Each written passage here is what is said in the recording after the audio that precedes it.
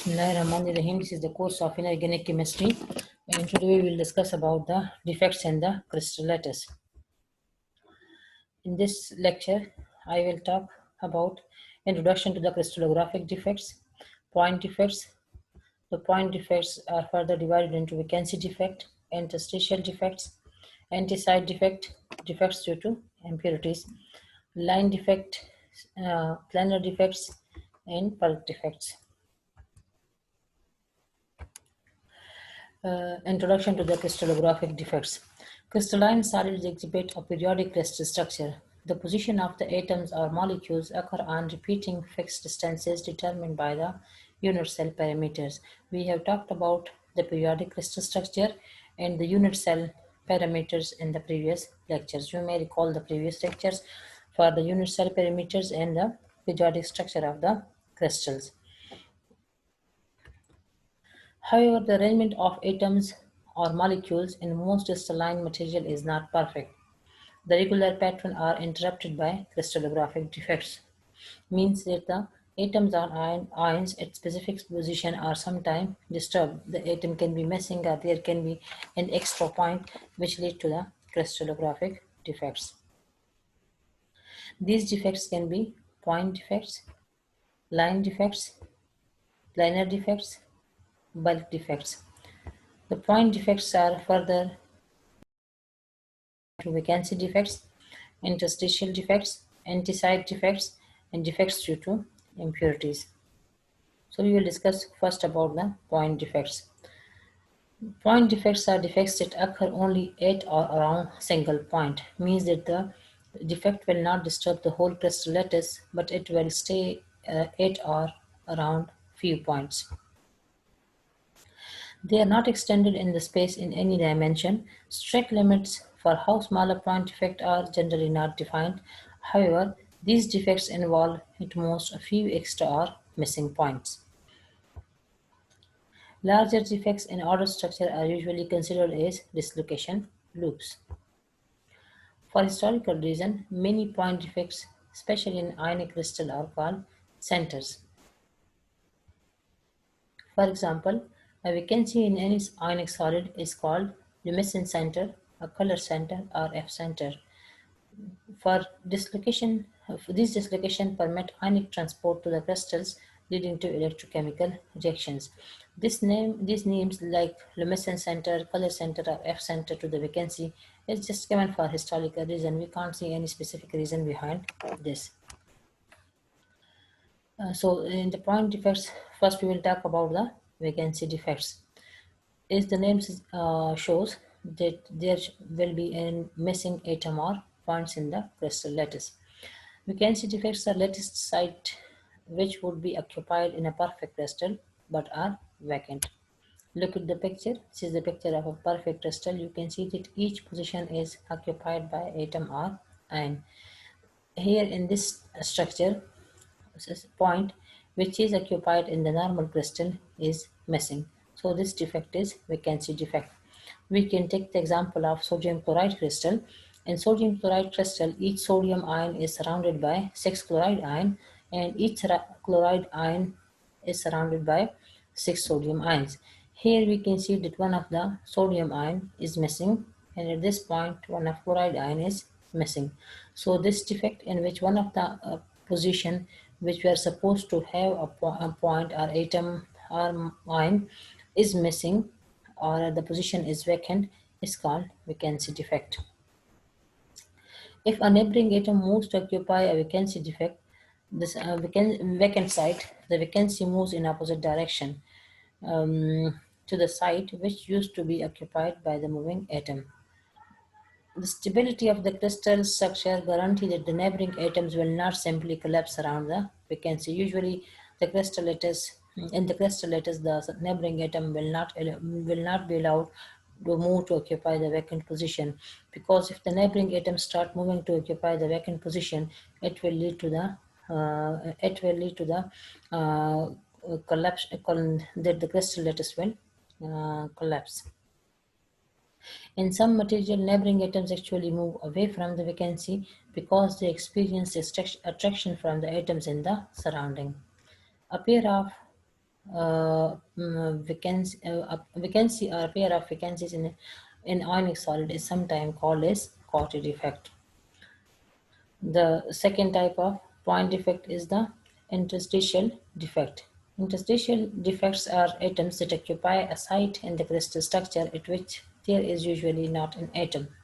They are generally high energy configuration because when an extra atom comes to occupy a position which is vacant, the neighboring atom it will experience repulsion from the neighboring atom, which will lead to high energy configurations.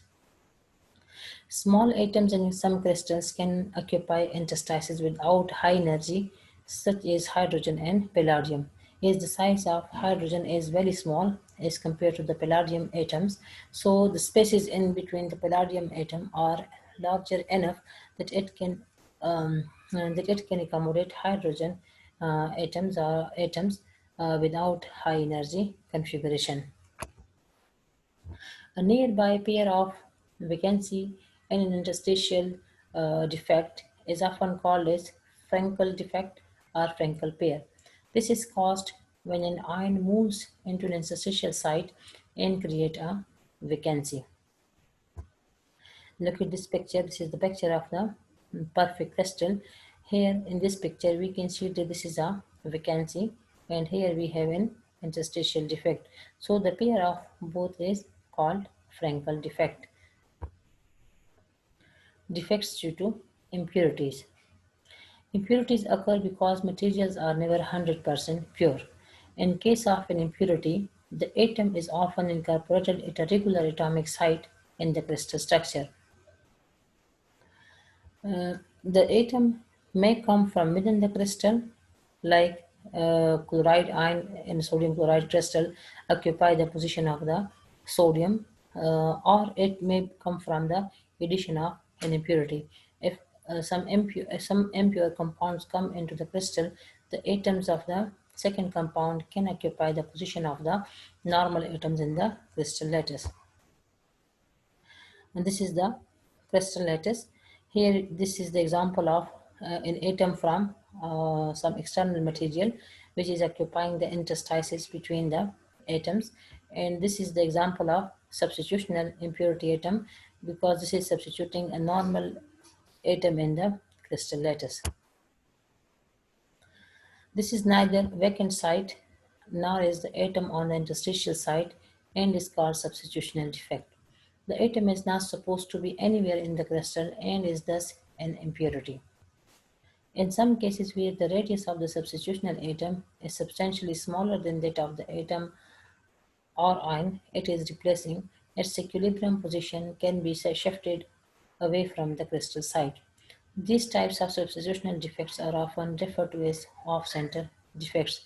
If the size of the substitutional atom and the atom replacing it are similar, it will not disturb the equilibrium. But if the sizes are different, it can lead to disturbance in the equilibrium position. There are two types of substitutional defects: isovalent substitution and allovalent substitution.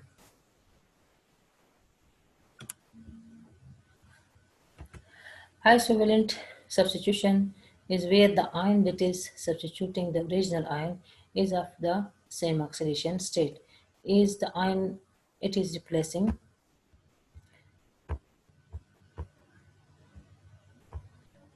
The ion it is replacing.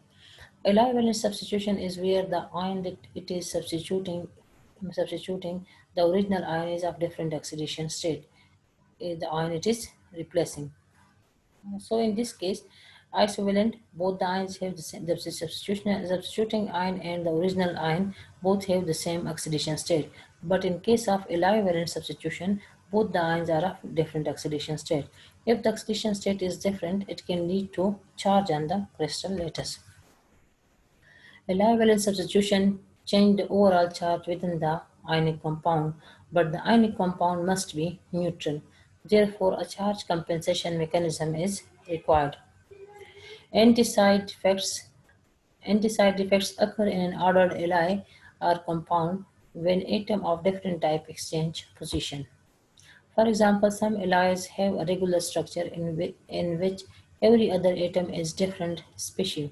For illustration, assume that we have a crystal lattice and it is having type A atom and type B atom.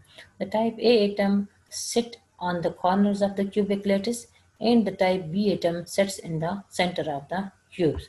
Now, if the type A atom, which were supposed to sit on the corners, comes in the center where the type B atom was supposed to be, so this is an anti-side defect. This is neither a vacancy nor interstitial nor an impurity. Topological defects are region in the crystal where the normal chemical bonding environment is topologically different from the surrounding. In this case, the number of the atoms remain the same within the crystal lattice, but their bonding environment is different. For instance, in the perfect sheet of graphite, that is graphene, all the atoms are in the rings containing 6 atoms. If the sheet contains region where the number of the atoms in the ring is different from 6, while the total number of atoms remain the same, topological defect is formed. An example is the Stonewall's defect in nanotubes, which consists of two adjacent 5-membered and two 7-membered rings in the atom. This is the normal nanographene sheet for a nanotube, the walls of the nanotubes. It is composed of regular hexagonal rings. But if we look at this one, we have a 7-member ring, two 7-member ring attached to two 5-member ring.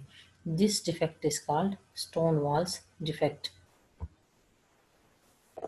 Okay, now we have talked about the point defects.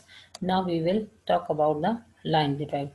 The point defects, you have seen that the point defects occur at specific points, while the line defects occur in a whole line. The line defects are dislocation or lines along which the whole row of the atom in the solid are arranged enormously.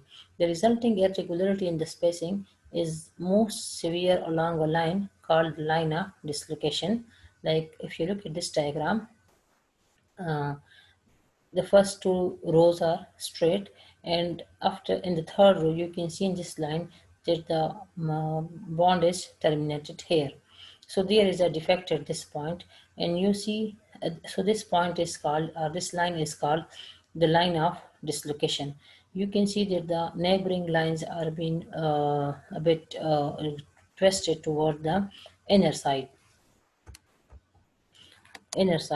but the defect does not extend in the whole crystal lattice. It is affecting few lines, but after few lines, the defect is usually normalized. Line defects can weaken or strengthen solids. Dislocations. A dislocation is a line discontinuity in a regular crystal structure. There are two basic types of dislocation: edge dislocation and screw dislocation. Mixed dislocation combining aspects of both types are also common. Okay, what are edge dislocation? Edge dislocation are caused by the termination of a plane of the atom in the middle of the crystal. In such a case, the adjacent planes are not straight, but instead bend around the edge of the terminating plane so that the crystal structure is perfectly ordered on either side. We can have a look here. We can see here the edge dislocation. This is the in this crystal the first two lines are quite straight, and the third line is also straight, but after the third line we can see the defect. The lines are bended towards the middle, but you can see that after a few lines the lines are straightened again. That is, the defect is normalized. This type of defect is called edge dislocation. This is quite similar to the stake of a paper. If a half piece of paper is inserted in the stake of a paper, like this is stake of a paper, and one of the piece is a half, one paper is a half piece. The defect in the stake is only noticeable at the edge of the half sheet. Now, screw dislocation. Screw dislocation changes the character of the atom plane. The screw dislocation is more difficult to visualize an atom in the crystal lattice. The atoms planes no longer exist separately from each other. They form a single surface like a screw thread which spirals from one end of the crystal to the other. You can see in this picture that we have a spiral, a thread-like structure which is extended from one end to the other. It is actually a helical structure because it winds up in 3D, not like a spiral that is flat. Another type of defect is the planar defects. As the name shows, that the defect will extend to the whole plane. The planar defects is a discontinuity of the perfect crystal structure across a plane. Planar defects occur where the crystallographic direction of the lattice abruptly changes. This usually occurs when two crystals begin growing separately and then meet. Planar defects can be of types, grain boundaries and microcracks. Grain boundaries. A grain boundary is a general planar defect that separates region of different crystalline orientation within a polycrystalline solid. The atom and the grain boundary will not be in a perfect crystalline arrangement. Grain boundaries are usually the result of uneven growth when the solid is crystallizing. Grain sizes vary from 1 micrometer to 1 millimeter. Microcracks. The name suggests that there will be cracks but at the micron level. A microcracks occurs where internal broken bonds create new surfaces. They are about 10 microns in size, and there is a tendency to form on the surface of the solid rather than in the bulk. They also form a grain boundaries and other region of disorder. The region across which the bonds are broken is known as separation planes. This is a crystal structure, and we can see that the microcracks are not extended in the bulk region. It stays only at the surface. So this plane where the microcracks occur is called separation plane. Bulk or volume defects. Volume defects are voids. Voids means cavities or holes or small region where there are no atoms and can be thought of as cluster of vacancies. It means that the atoms are missing at few points and the points are quite near with each other. They are considered as cluster of vacancies. Impurities can cluster together to form small regions of different phases. These are often called precipitates.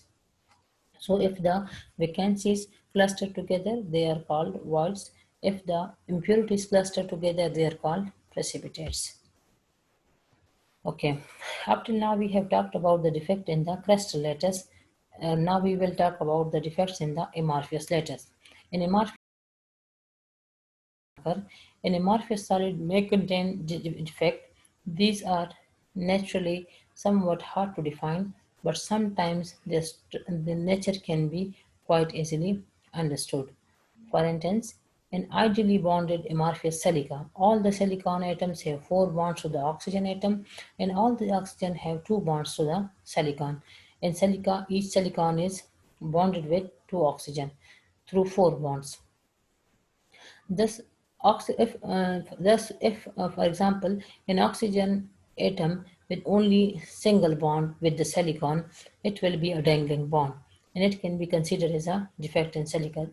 It means that if one of the oxygen is attached to silicon through a single bond, it will be a defect in the silica. Moreover, defects can also be defined in amorphous solids based on the MTR densely packed local atomic neighborhood. Means that at some places the atoms will be densely packed, there will be many atoms, and some points there will be empty positions. And the properties of such defects can be shown can be shown to be similar to normal vacancies and interstitials in the crystal. Just like we have vacancy defect and interstitial defect in the crystal lattice, similarly the vacancy or the densely packed position in the amorphous solid will have effect on the amorphous solid. I am giving you a link at the end from the Google. detail about the crystallographic defects, hit this link. It will be good for you people if you can you can click on the link, or if you can copy and paste it again in the Google. It will gain. Here is some lecture uploaded by people, and it will be quite helpful for understanding the defects. Now, amorphous solid. Amorphous is a Greek word. A means without, and morph means shape. It means that these are compounds without any specific shape or forms. Non-crystalline solid is a solid that lacks the long-range order characteristic for a crystal. The crystal have specific three-dimensional repeating structure, while the non-crystalline or the amorphous solid lacks that long-range order characteristics structure. A rigid material whose structure lacks crystalline periodicity, that is, the pattern of its constituent atoms or molecule does not repeat periodically in three dimensions. Examples are oxide classes. Generally, the silicates are the most familiar amorphous solids. However, is a state of matter, amorphous solids are much more widespread than just the oxide classes. There are both organic, for example, polyethylene polymers, and some hard candies, and inorganic, for example, the silicates are amorphous solids. Amorphous solids have two important characteristics. Number one, when cleaved or broken, they produce fragments with irregular, often curved surfaces. They have poorly defined patterns when exposed to X-rays because their components are not arranged in a regular array. A amorphous solid, translucent solid, is called a glass. Almost any substance can solidify in amorphous form if the liquid phase is cooled rapidly enough. Glass is amorphous solid. Some solids, however, are intrinsically amorphous because either their components cannot fit together well enough to form a stable crystalline lattice, or they contain impurities that disrupt the lattice. For example, although the chemical composition of the and the basic structural units of the quartz crystal and the quartz glass are the same, both are the silicon dioxide, and both consist of linked silicate units, silicate tetrahedra. The arrangement of the atoms in the space are not the same. Crystalline quartz contain a highly ordered arrangement of silicon and oxygen atoms, but in quartz glass, the atoms are arranged almost randomly. So we can have crystalline quartz and we have amorphous quartz. We have the highly ordered arrangement of the silicon and oxygen atom. Is all the set quartz or the glass is composed of silicon and oxygen. Rather, we can say silica, SiO2. The silica is arranged in silicate tetrahedral units. In the crystalline quartz, they are highly ordered arrangement, but in amorphous form, the ordered arrangement is lost. They are randomly arranged. When molten silica is cooled rapidly at about uh, 4 K per minute, it forms quartz glass. It means that you reduce the temperature quite quickly, like 4 Kelvin in a minute. Um, the quartz glass will be formed from the silica. Whereas the large perfect quartz glass solid in a mineral shop have cooling times of thousands of years. So you people know that from the glass we can make different forms. We have the normal glass which we used in the houses. We have the glass which used for the construction, and we have even the crystals which are used for the decoration purposes. So in the crystals we call it here a perfect quartz crystal.